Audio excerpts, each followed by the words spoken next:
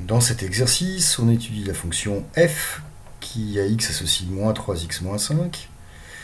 Et on veut calculer le nombre dérivé de la fonction f en x égale 2. Pour ça, on va devoir calculer dans la question 3 le taux de variation. Et on va commencer le calcul par f de 2, dont on a besoin là. Donc quand on remplace x par 2, f de 2, ça fait moins 3 fois 2, moins 5, c'est-à-dire moins 6, moins 5. Et donc f de 2, ça vaut moins 11. Ensuite, dans la question 2, on doit calculer f de 2 plus h. Là, on va le calculer séparément. F de 2 plus h,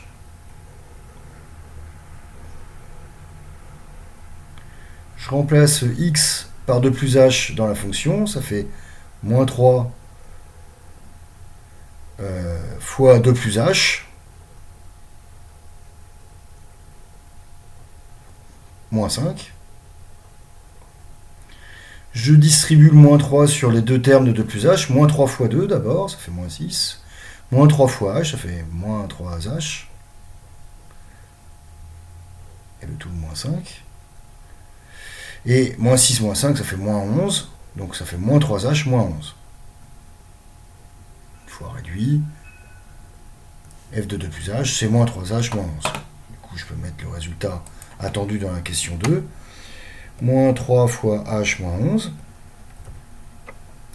Et puis, il me reste à calculer le taux de variation. Donc f de 2 plus h moins f de 2 sur h.